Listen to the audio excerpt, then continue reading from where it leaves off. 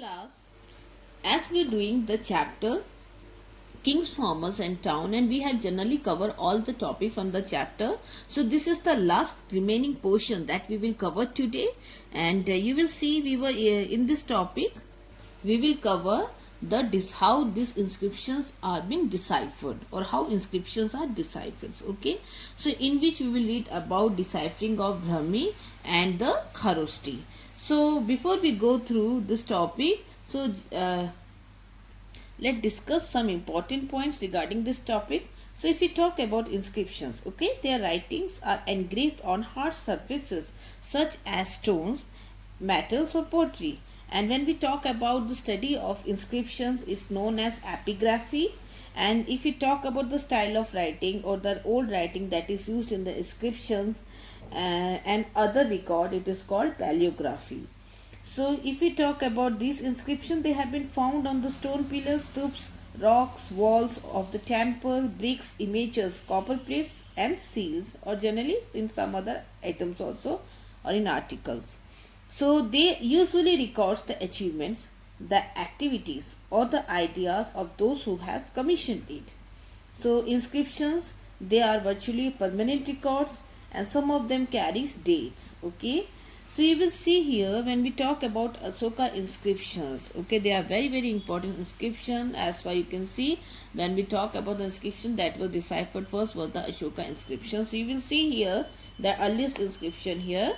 And when we talk about this inscription, it has been found in 4 different scripts. Okay, so Aramaic and Greek scripts, they have been used in Afghanistan, and then you will see the inscriptions of Pakistan region is in Kharosti script. Okay, and when we talk about the inscription in rest of the empire of Ashoka, either you can talk about from Kalsi in the north in Uttarakhand, then you will see Mysore in the south, they have been found in Brahmi scripts. So when we talk about this Brahmi script, it is written from left to right. Okay, so this script is the mother of almost all the script, or it is the mother of all the Indian languages. So here you can see the script of almost all the languages like Hindi, Punjabi, Bangla, Gujarati, Marathi, Tamil, Telugu, Kannada. They evolved from the Brahmi scripts. Okay, so here you will read the European scholars, okay, with the help of the Indian Pandits started studying several manuscripts. Okay, so you will see in modern Bengali and Devanagari from the late 18th century, I compared their letter with the old specimens. So here a very important name was the James Princess, who held a high rank in the service of the British East India Company in Bengal, was the first to decipher the Brahmi script in 1838. So Princess found that the most of the earliest inscriptions and coins, there is a mention of a king that referred to Piyadasi. Okay, and this Piyadasi meaning pleasant to behold. On some inscription, the king is named as Ashoka. So the Buddhist texts mention Ashoka as the most popular ruler here. So the deciphering of the Brahmi script by Princess, it provides a new direction for investigations, okay, into early Indian political history. So the Indian and the European scholar, they started using the inscriptions and texts composed in various languages in order to reconstruct the lineage of the modern dynasties ruling the subcontinent. So in the directions, okay, their main objective was to investigate connection between political changes, economic and social development.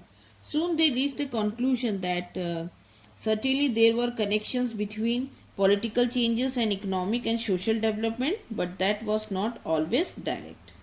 So here you will see that how Kharosti was read.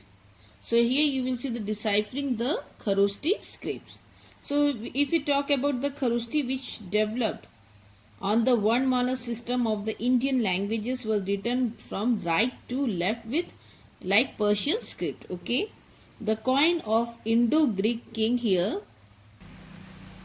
okay, who ruled over the area in the northwest 1st century BC, helped significantly in deciphering the script.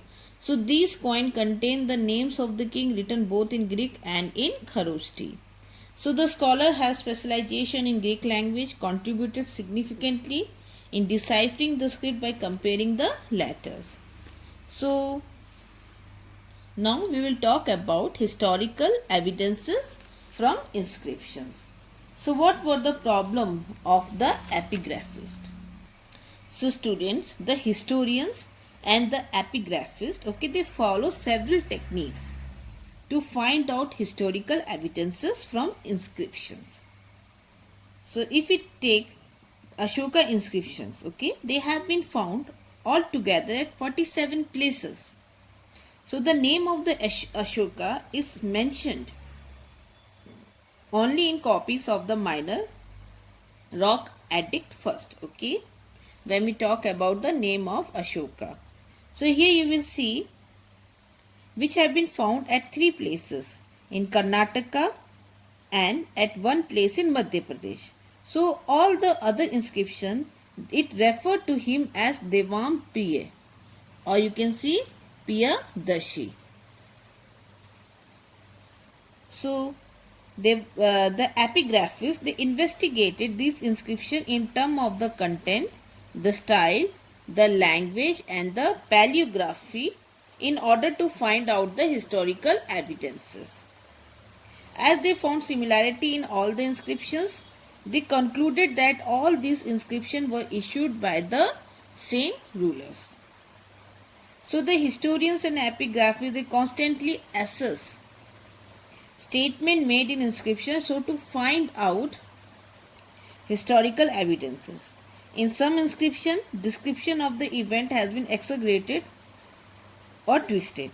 So the historian have to constantly assess statements so that this may be able to judge whether they are true, plausible or exaggerations. So the epigraphist, okay, they have to investigate the inscriptions very carefully in order to catch out the original substances that is there in the inscriptions.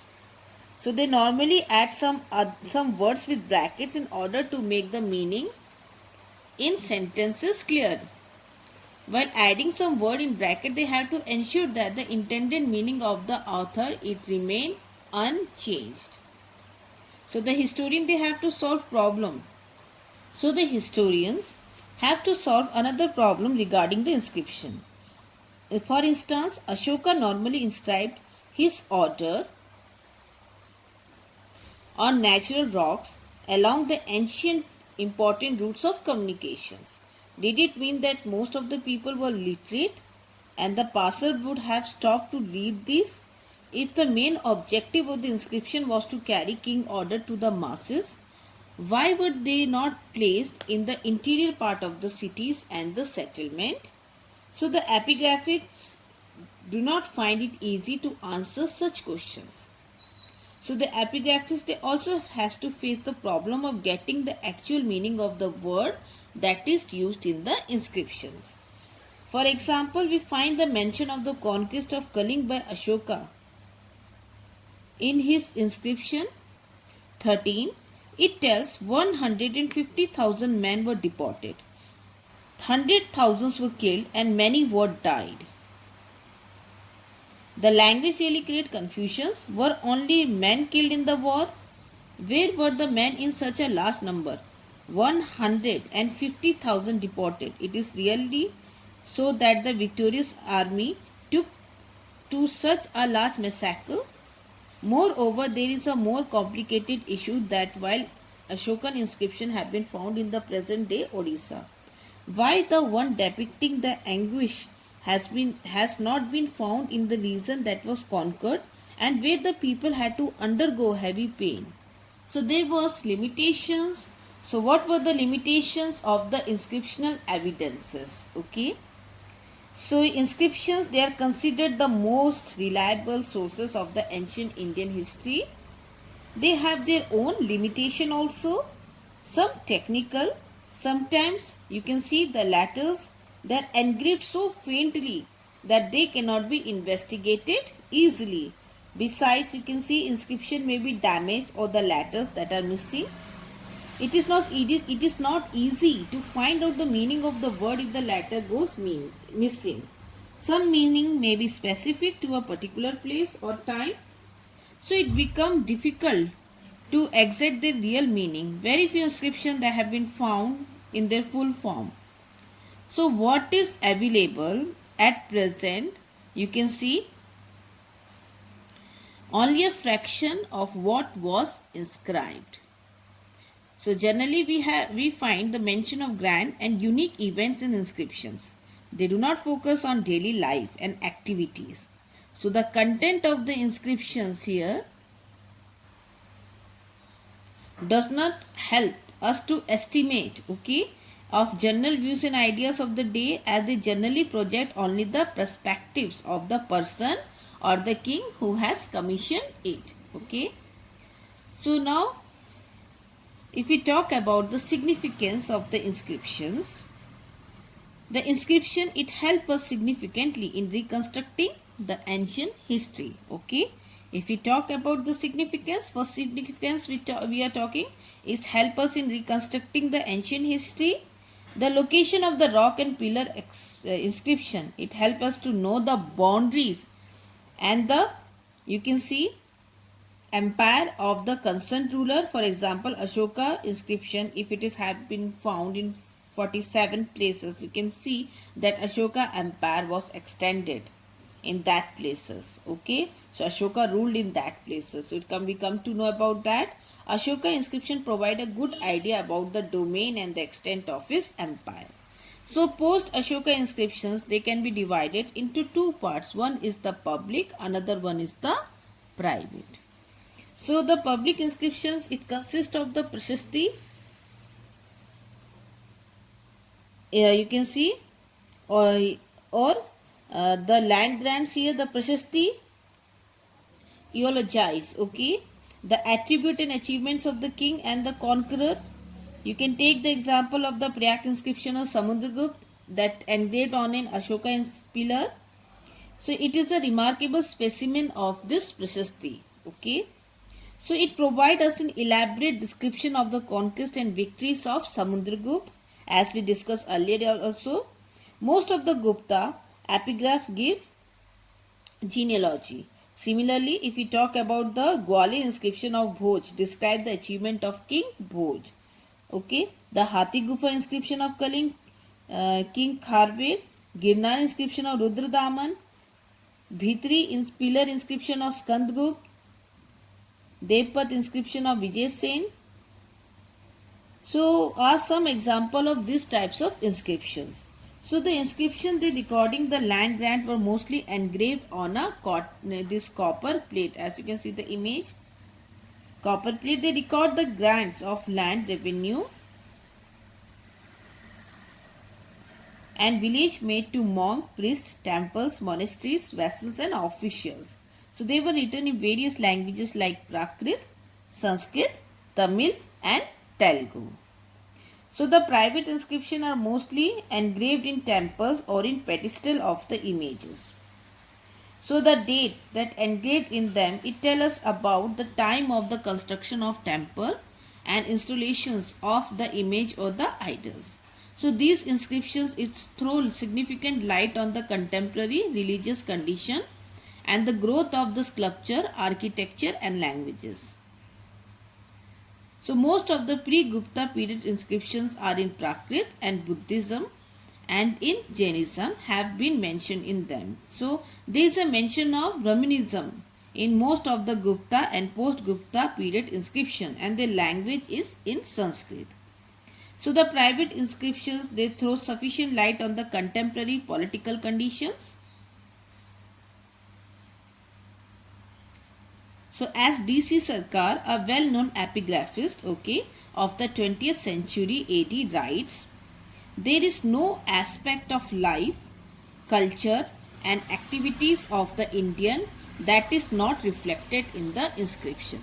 So students, a question can be formed regarding this statement made by this epigraphist D.C. Sarkar, okay. So here you will see that she has that D.C. Sarkar, okay, has rightly said that the inscriptions present a glimpse of every aspect of the Indian life regarding it many examples can be cited, a few of which you can see here. Inscriptions, it were commissioned by those whose achievements, okay, activities and ideas, it was recorded by them. So here, inscriptions, they are virtually permanent records. Some inscription you can see they carry the dates. Other are dated on the basis of the calligraphy or the style of writing with a fair amount of precision. So here you will see the descriptions of the gift that was made to the religious institution and the descriptions that was given by you can see by the inscriptions. So we talk about the votive inscriptions, okay, gives us descriptions about the gift that made to the religious institutions. So this mentions the name of the donor and sometimes specify his or her occupation as well. So you will see the information about people of the Mauryan age and inscription you can find here. They tell us about people who live in town, washing folk, weavers, scribes, carpenters, you can see potters, smith, including the goldsmith and blacksmith, official, religious teacher, merchant and kings. Sometimes you can find organization of craft producer. We talk about the guild or the shrenis. They are mentioned in the inscriptions and text. This probably procured raw material, regulated production and marketed the finished produce. So information about trade and inscription you can find. Around the same time there is evidence for the long distance trade. Historian combine the evidences from the variety of sources to reconstruct and understand this process. And student, another question, if we talk about what this lists some of the problem that were faced by the epigraphist, okay. So here we talk about the problem that was faced by the epigraphist. So we will talk about we discuss here the technical, first problem is the technical problem, second is the problem of deciphering, then we saw the fundamental problems. So technical problems, here you can see that sometimes the letters are very faintly engraved and thus you will see uncertainty of reconstructions. Inscriptions may be damaged or the letters that are missing. It is not always easy to show that the exact meanings of the words, okay, that is used in the inscription, some of which may be specific to a particular place or time. So historians, they constantly debating and discussing alternative way of reading the inscriptions. And when we talk about the problem of deciphering, here you will see several thousand inscriptions have been discovered. Not all have been deciphered, published and translated. So beside many more inscriptions must have existed which have not survived the ravages of times. So here another fundamental problems, you can see it is not everything that we consider politically or economically significant was necessarily recorded in inscriptions. So you will see routine agricultural practice and joy and sorrow of daily existence find no mention or they are not been described in the inscriptions. More often than not on grand if you talk about the inscription, it is totally focused on the grand, the events or the unique events, okay. So the epigraphy, you can see, alone does not provide a full understanding of political and economic history for which historians often questions both old and the new evidences. And we read about the Mauryan administration, in which we saw that in this if we talk about the inscription part, Ashoka inscription is very important. So here you can see a questions that is what does Ashoka inscription tell us about the Mauryans or describe the limitations of the inscriptional evidences. So when we talk about here, you can see different type of sources that are used to be know about the Mauryans by the historians. Inscription of Ashoka, as we described on the rocks, whatever it is been described on the rock and the pillars are much important. So they describe, if you talk about the Ashoka inscription, it described about the five important political centers, the Patliputra, Takshila, Ujjain, Toshali and Swarnagiri. Okay.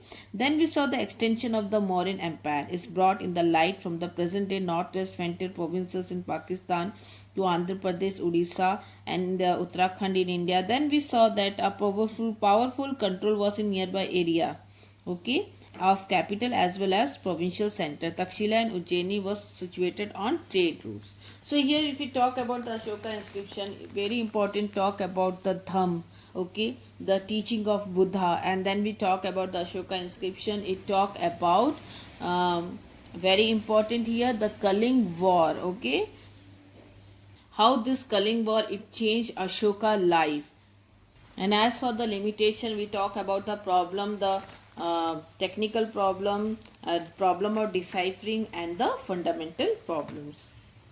So student, there is one more video that I posted earlier also about the inscriptions. We talk about we take all the topic of the inscriptions. So this is the revised video of this chapter. So now we have finished the chapter, and if you find any doubt, you can clear the doubt in the Zoom classes. Thank you, class.